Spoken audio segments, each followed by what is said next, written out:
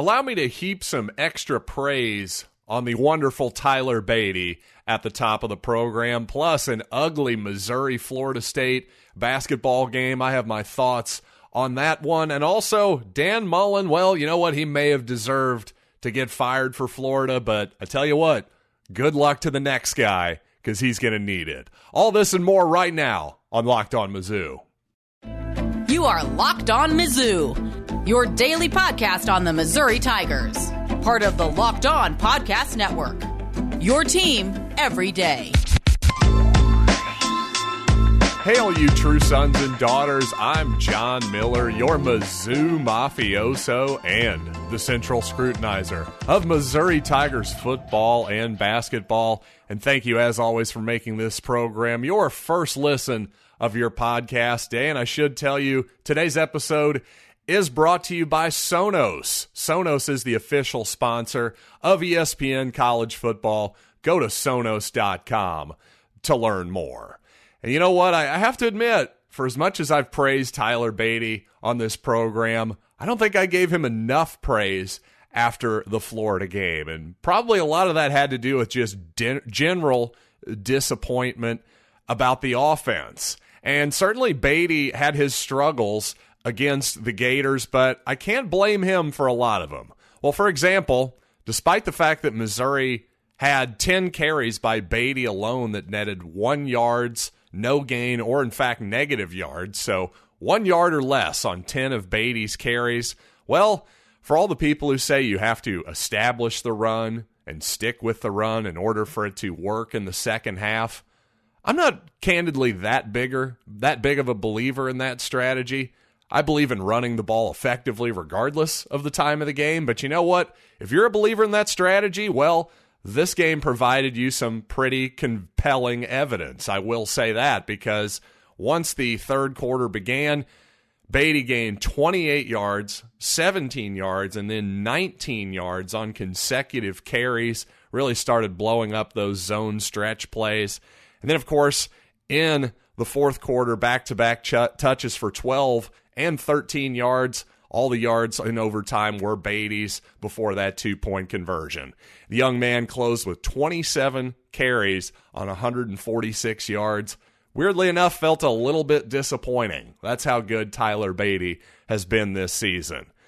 Frankly, Missouri, considering it was down 2 of its best offensive linemen, in particular, Case Cook has been obviously missed up front, something you just don't hear talked about a lot. It's a lot easier to talk about the play calling and the quarterback, but as Eli Drinkwitz has shown us with his actions over the past couple seasons, he's well aware that the big guys up front are every bit as important as any skill position other than maybe quarterback. So let's just take the big picture and not just focus in on one or two aspects of the game that we're going to criticize. That's all I'm trying to say there.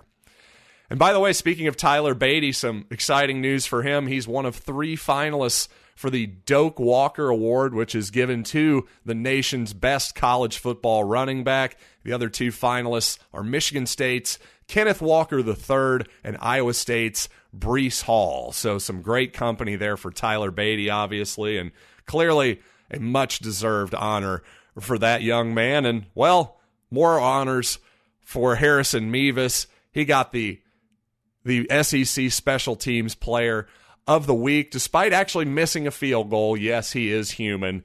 But also Trajan Jeffcoat played a really excellent game against Florida, had some big-time sacks. Fortunately, at one point in the game, it looked like Trajan was rolling on the ground in a lot of pain, but he was able to make it off the field mostly on his own power, and haven't heard any updates since. I think Trajan's going to be okay, and thankfully, because he was the SEC Defensive Lineman of the Week. So congratulations to Jeffcoat and Harrison Mevis on their SEC honors.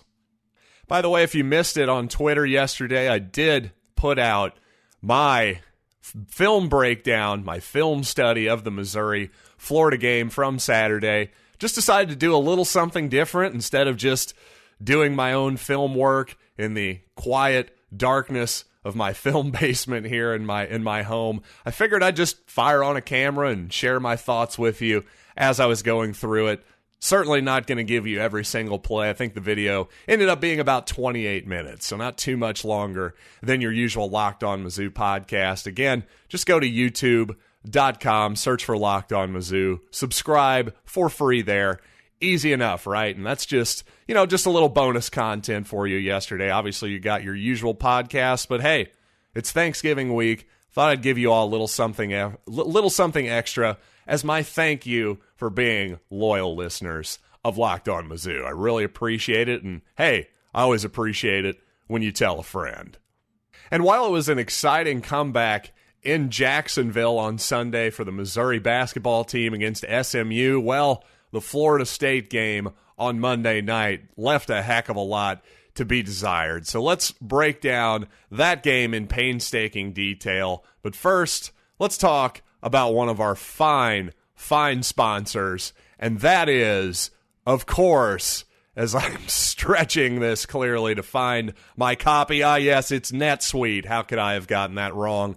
You see, this is it, folks. You have a putt to win the Masters, all right? And if you sink it, the green jacket is yours. But imagine this, on your backswing, your visor falls over your eyes. Oh no. Well, is this how you're running your small business or even your large business? Well, poor visibility because you're still relying on spreadsheets and outdated finance software from the previous decade. You see, to see the full picture, you need to upgrade to NetSuite by Oracle. You see, over 20,000 businesses already use NetSuite, and right now, through the end of the year, NetSuite is offering a one-of-a-kind financing program to those ready to upgrade at netsuite.com/LockedOnNCAA. You see, NetSuite is the #1 cloud financial system to power your growth with controls for your financials, your inventory, your HR, planning, budgeting, and so much more. So head to netsuite.com/LockedOnNCAA for special end-of-year financing on the #1 financial system for growing businesses. Once again, that's netsuite.com/LockedOnNCAA. And by Prize Picks, a leader in college sports daily fantasy. But you know what? These guys have you covered, whether it is the mid-major, the Power 5, whatever it might be, or you're just into the NBA, the NFL, LeBron, Patrick Mahomes. You think you got an edge on these guys and their statistics?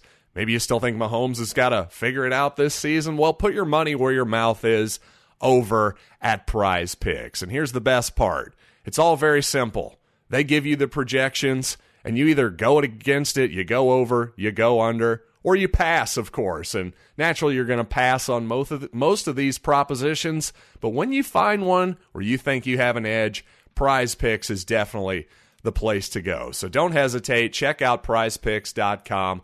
Use the promo code LOCKEDON, or you can go to any of your app stores on your mobile device as well. Once again, promo code LOCKEDON for a 100% instant deposit match up to $100 at Prize Picks, daily fantasy made easy. So when I was growing up as a young Missouri Tiger basketball fan, being weaned on the latter Norm Stewart era, about the last 10 years or so of the Norm era, so obviously Anthony Peeler, Doug Smith, that's really the first team that I remember very, very well. And I can tell you this, ironically, back then, even though there were far fewer three-pointers taken, to say the least, and actually the shot clock was 50% longer. Today it's 30 seconds. Well, back in the day it was 45 seconds when I started first following college basketball. And yet, despite those two facts, I'm telling you, back in the day, it was embarrassing and totally infrequent for a Missouri team to not get to 30 points at halftime offensively. Well, the last 4 games for the Tigers, including Florida State, here's what Missouri has scored at the half. 23, 24, 18, and 23. That's 4 consecutive games of just large stretches of some of the worst offensive basketball I've ever seen. But boy, it really reached its zenith last night against Florida State. Now, give the Seminoles a ton of credit. Leonard Hamilton has really developed a program where he just seems to just find 7-foot athletic guys, 6'10", 6'11 type, really athletic guys that buy into his defensive system, his offensive system, the whole thing, and also a lot of hockey, style line changes. Florida State probably plays 10 guys as frequently as any good team that I can think of. But my goodness, as good as Florida State is defensively, as long as they are with their arms and everything else, at some point, can somebody on the Tigers move without the basketball? Can somebody please cut back door? Because we were just allowing the Seminoles to deflect and defend even the simplest passes in the half court last night. It was utterly, utterly frustrating. Again, give the Noles a lot of credit, but my goodness, we're a high major basketball team. We can't just pass the ball around the perimeter without bad things happening. We can't inbound the ball without Cameron Flesher putting on a dunk contest. I mean, that was just horrendous last night. And by the way, one thing I was hoping for this season is that, Missouri was getting a little bit bigger at guard, maybe a little bit more athletic at guard and on the wing. Well, so far, boy, the athleticism difference just in terms of leaping and speed and all that good kind of stuff couldn't have been more stark against Florida State. I mean, we just weren't in the same class. It wasn't even close. But I will give Konzo Martin some credit. It does seem like he has realized something that I've been talking about for a couple episodes now, and that's that he's got to play Kobe Brown and Ronnie DeGray as his default 4 and 5 men, his two biggest guys on the court. He just has to. And while I would like to maybe even see it even more than what I've seen it, to be fair, so far, the last 5 games, Missouri, that's their 3 most frequently used lineups have, in fact, DeGray and Brown as their 2 biggest guys. So I can't complain there. And what's actually interesting is Missouri actually hung in there on the glass last night against Florida State, at least statistically. Because while it felt like the Noles were getting every single rebound, well, I guess part of the problem was if you're going to make, I think Florida State made something like 23 of 30 of their 2-pointers. They were also hitting a lot of threes too. So that's part of the factor, right? But Missouri not as dominated on the glass as you might have expected, I suppose. So all I'm saying is perhaps Missouri can actually hang in there a little bit better with that smaller lineup on the glass than they have so far. The problem is even though those quote-unquote small lineups have been the most effective so far, it still just leaves you awfully thin at every position. It's expecting a lot for Kobe Brown and Ronnie DeGray to be able to play 30, 35 minutes a night and not get into foul trouble. If Missouri just had one more combo-type forward that was similar to those 2 guys that could actually spell them and give them some time, well, that would make a huge difference. Perhaps in the future, Trevin Brazile can be that guy. I don't know. For whatever reason, we haven't seen him since. I think it's an injury. But regardless, Missouri, a long, long way to go, and they're looking like a really potentially long season right now. I hate to say it. And coming up, I'm not going to argue against Dan Mullen being fired at Florida, but I will tell Gator fans to be careful what they wish for. And this is all from experience. So I do want to talk a little bit about that here in this final segment. But first, let's talk about the Missouri-Arkansas line, which, surprisingly to me, Arkansas now a 15-point favorite over at betonline.ag for that Black Friday showdown down in Fayetteville. You know what's even more surprising, though? 62.5 is the total. Now, once again, I'm going to have to go under on that one fairly confidently. Once again, Missouri playing better defense, much better than the overall picture is going to be painted if you're not paying particularly close to the Tigers this season. And obviously the offense is going the other way. So to me, give me the under once again. Obviously, I had the under 69 and for last week's game. And hey, guess what? We hit it despite the game going to overtime. So a nice bet there by yours truly. Let's run it back again and go under once again. But you know what? Regardless of what you're going to put money on this Thanksgiving week, you got to do it at BetOnline, which remains your number one spot for all the sports action this Thanksgiving. So, once again, go to BetOnline now. Use the promo code LOCKEDON to receive your 50% welcome bonus on your first deposit. Once again, promo code LOCKEDON for a 50% welcome bonus at BetOnline, where the game starts. All right, so all you YouTube viewers out there, do you like this new sort of side perspective that I'm giving you on camera, or did you like it when I was just always staring directly into the barrel of my computer? Let me know online at Locked On Mizzou. But you know what? I got to say, as much as I was amused by Dan Mullen getting kind of what he deserved this weekend, I hate to say it, as much as I think Mullen is a good offensive mind, probably just a few too many things that he wasn't great at as a head coach. I don't totally blame Florida for moving on from Mullen, but at the same time, let's not pretend like the next guy is definitely going to do it, right? You see, Florida is now starting to creep into Nebraska and Texas territory a little bit. Don't get me wrong, it's not as bad as Nebraska yet, and it probably never will be. Florida has a totally different recruiting base than Nebraska, without question. But if you think about it, considering that Florida State is struggling right now, Miami looks like they're about to fire their coach. Well, Florida, this should have been the moment where they were cleaning up that state in terms of recruiting. And it just hasn't worked out that way. So that alone is a pretty big indictment of Dan Mullen, I have to admit. But here's the problem. It's now been almost 12 years since Urban Meyer. 2010 was his last season. So now you're saying, if you're a Florida fan, and guess what, Missouri fans are guilty of this. Basically, every fan base is guilty of this. We all want our program to be the best version we've seen in our program, basically at all times.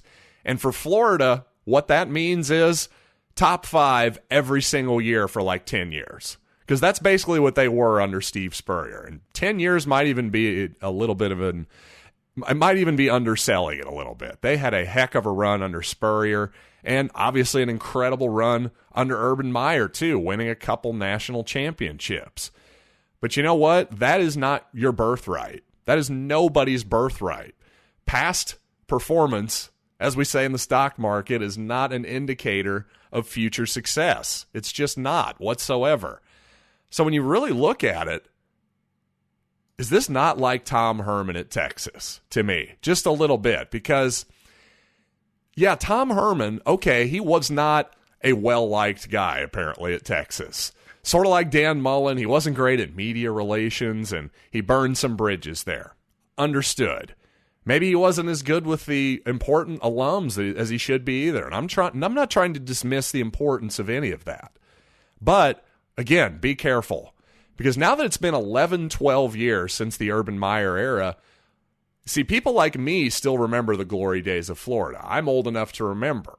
I'm 38. If you're anywhere close to that or older, obviously you remember too. But imagine you're in high school right now. Imagine you're in the 2023 high school class and you're looking for a place to play. Well, you're not that interested in the Tim Tebow era, the Urban Meyer era. That might as well have been 1,000 years ago because you were in diapers practically at that point. You certainly weren't old enough to have any strong memories or any wistful feelings about that era of Florida football. So to me, if you're Florida, you're about one messed up hire away from basically becoming what Nebraska has been for the last 10 years and really what Texas has been for the last 5-10 years as well. Because again, Tom Herman, not well liked, but he was pretty obviously the best coach Texas had had since they played in the national championship with Colt McCoy in like circa 2009. Mac Brown was their coach. There we go. I was searching for Mac Brown's name in the deep, dark recesses of my brain there. But clearly, Herman, best coach post Mac Brown, but because he didn't live up to what Mac Brown did by bringing home national championships, making the college football playoff, well, they decided, let's axe him and move on to Steve Sarkisian. And already in year one, there are Longhorn fans, I'm sure, who are questioning the Sarkisian era already. Losing at home to Kansas when you're the Texas Longhorns, yeah, that'll do it for you. So Florida, take a lesson. Maybe in the future, be a little more patient, and this time you better get this one right, because if you don't, if you're looking to fire your coach again in another 3 seasons, well, I don't know that Urban Meyer, Steve Spurrier, that level of success, I don't know that it's ever going to return. So you better be careful lest you wind up like Texas and Nebraska. Oh, and by the way, as I was doing my research on Florida's history, just one little trivia note here that I rather enjoyed. This is from Wikipedia. According to Wikipedia, technically, Florida's first bowl appearance was in 1912, the Bacardi Bowl, as it was called, held in Havana, Cuba, not sanctioned by the NCAA. Florida was leading 28-0 in that ball game against the Vedado, if I'm pronouncing that correctly, athletic club, before the game was called off because of rule disputes. Again, 1912. In fact, it wasn't until 40 years later that the University of Florida would recognize its real first official bowl game, the 1952 Gator Bowl. So just to me, the idea that back in 1912, not too far removed from, the Wright brothers making their first flight, and, we're what, a couple years from World War I beginning there at that point, a bowl game in Havana involving the Florida Gators. Just thought that was some interesting trivia. But you know what? With all that being said, I am John Miller, the host of Locked On Mizzou. I thank you all for joining me once again. And you know what? I've got a bit of piece of advice for you. Make your second listen of the day Locked On Bets, your daily one-stop shop for all your gambling needs. Locked On Bets, hosted by your boy Q, with expert analysis and insight from Lee Sterling. So until next time, I am John Miller, and this has been Locked on Mizzou.